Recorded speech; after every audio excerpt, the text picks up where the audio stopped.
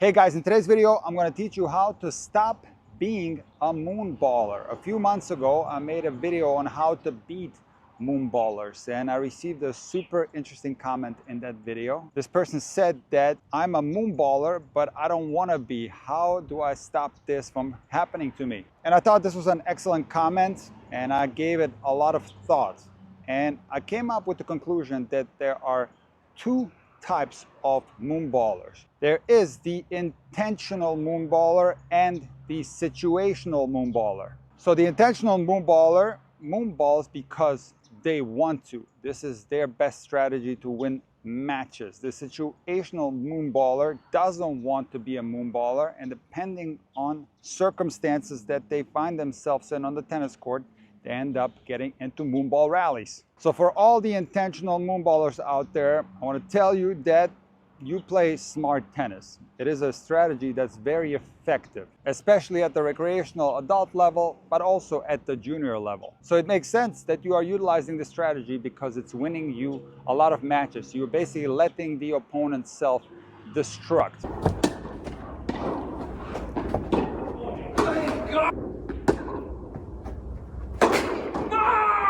However, I want to warn you that you will reach a plateau with this game style, because at a certain point, the players are going to be strong enough to take your moonballs and hit them for winners. Good shot. This is why at the junior level, you will see a lot of moonballing in 10 and under, 12 and under. But as you get to 14 and under, 16 and 18, you start seeing moonballing less and less because players develop the ability to take moonballs and rip them for winners. The same is true at the recreational adult level. Moonballing will win you a lot of matches at the beginner and intermediate recreational level, and sometimes even at the advanced recreational level. But every now and then, you're gonna get that player who's really good at taking high balls, and they're gonna blow you off the court.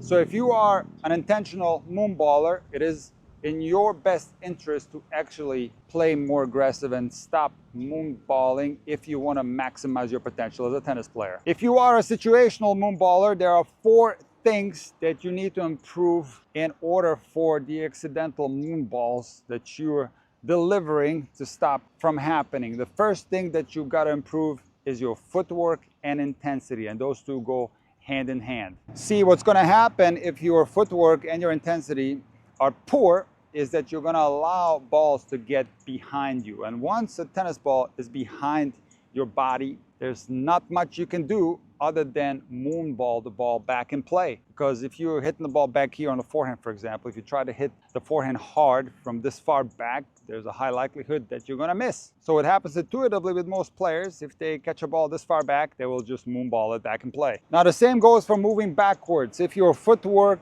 is slow, if your intensity is poor, a strong ball will push you backwards. And because you're not moving backwards fast enough, you will hit your forehand, for example, with a lot of backwards momentum. And when you are falling backwards on the forehand, intuitively, what's going to happen is that you're going to take pace off your forehand and you're going to spin it back into play as a moonball. This is also true for your backhand. Because similar to making contact too far back, if you're moving backwards, unable to settle yourself, if you swing hard, there's a high likelihood that you're going to miss. So you end up moonballing in an attempt to keep the rally going.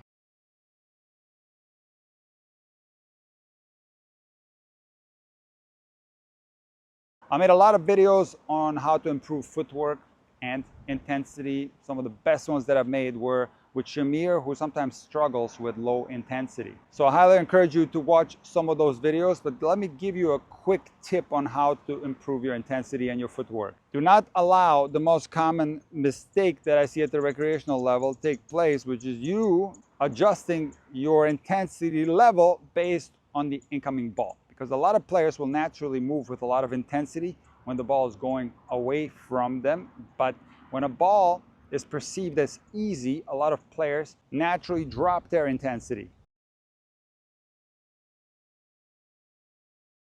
So you got to remember to play with the same type of intensity regarding your feet and your entire body, because remember, intensity is a mindset. Even when you're not moving, you can be intense and ready to be very explosive. You got to be intense while you're waiting. While you're sitting down, you have to feel the intensity in your body, even though you're not moving. Yeah, like a dog, like waiting for a frisbee throw? Yes, exactly right. Go! Come, come, come, come. You made a mess out of that forehand. I know, I was just messing. You have to treat every ball the same. You have to understand that you have to play the ball and not allow the ball to play you. And that's only possible if you keep the intensity sky high. You want to be on your toes, you want to keep the heels off the ground, and independent of the quality of the ball, you're going to continue to move and try to set yourself up in the best possible way. Now, when you do that, you're going to find yourself hitting moon balls less from those defensive situations that I described earlier. The second thing you have to improve to stop yourself from unintentionally moonballing is your ball recognition. See, the most common ball recognition mistake that I see at the recreational level is when players don't recognize a short ball and they're just waiting at the baseline. Once they realize that the ball is actually short, then they scramble up and they're delivering an emergency shot, most commonly by shoveling the ball back over in play. But poor ball recognition can also result in you not recognizing the penetration of the incoming ball. You end up allowing the ball to get behind you, and you are therefore unintentionally giving the opponent a moon ball, because that's your best chance to keep the point alive. So ball recognition is something that I discussed in previous videos, and I highly recommend that you check those out. But let me give you a quick tip. There's absolutely no way to improve your ball recognition if you are not ready to be explosive. So ball recognition and readiness go hand in hand. So again, you're gonna have to be intense, you're gonna have to be on your toes, you're gonna have to be ready to explode, and you're gonna study the incoming ball like a hawk. The more you do this, the more balls that you see coming your way, the better your ball recognition will become. Just know that it takes time to develop ball recognition, so you're gonna have to be patient. Once your ball recognition improves and you are able to observe a ball that has more penetration, your intensity and your footwork will be better, because you're going to be working on that as well, and you're quickly going to be able to move backwards and play that ball in front of your body and deliver a quality shot instead of a frustrating moon ball. Another reason why you are accidentally moonballing is your positioning in the court. And many players are very stubborn when it comes to positioning, and they stand in the same place independent of their opponent's game style. So often players will be very close to the baseline. And now, because their intensity is most likely lacking, their footwork is going to be slow, their ball recognition is going to be poor, a strong ball comes, and because of this poor positioning, this makes the problem even worse, and now they are allowing the ball to get behind them and they're forced to moonball it back in play. So in addition to improving your intensity, your footwork, and your ball recognition, you also want to be fluid with your positioning. So when you're playing a strong opponent that has penetrating shots, don't be afraid to stand further behind the baseline. This will give you better chances to meet the ball in front. Don't worry if they play a short ball, you will have plenty of time to get to that short ball. Do not become an accidental moonballer because you're scared of being drop shotted. Remember that drop shots are going to be less commonly taking place during a rally than regular ground strokes that are penetrating through the court. So for that reason, when your opponent has penetrating shots, do not be afraid to be fluid in your positioning and stand further behind the baseline. And most importantly, the fourth reason why you are accidentally moonballing is the fear of missing. So a lot of players are scared to hit their normal strong ground stroke, and because they're scared to miss this shot, they end up spinning the ball high over to the other side, because that is a very safe shot to hit. It has an incredibly high net clearance. It's going to land well inside the baseline. You can get this type of ball in a lot, and you're scared that if you hit your normal shot, that you're going to make a lot of mistakes. So becoming less fearful of missing, trusting your shots, in other words, it's easier said than done, because you know what it's like out there on the court sometimes. You are just tight and you want to get that ball in at all costs, and it's easier said than done to just trust your shots and start hitting them. So there are some proven ways to loosen tightness. Remember that moving your body will allow you to get looser. So normally I would say that extending your points will help with you loosening up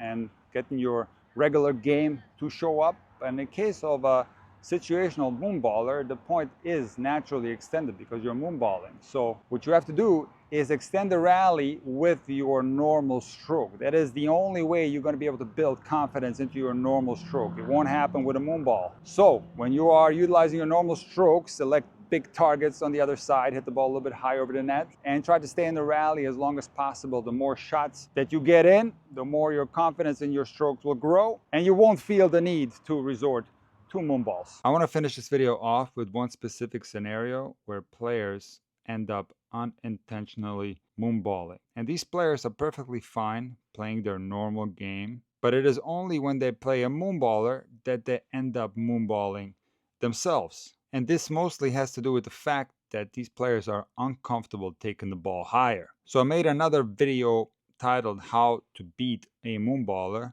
where I discuss in great detail on what to do with a moonball. In this video, I'll talk about how to take the moonball earlier, which swing path to utilize, and I also talk about utilizing moonballs effectively, because even at the pro level, you'll see players every now and then put up a high topspin ball. So I highly recommend that you check this video out. It is linked right here in the end screen.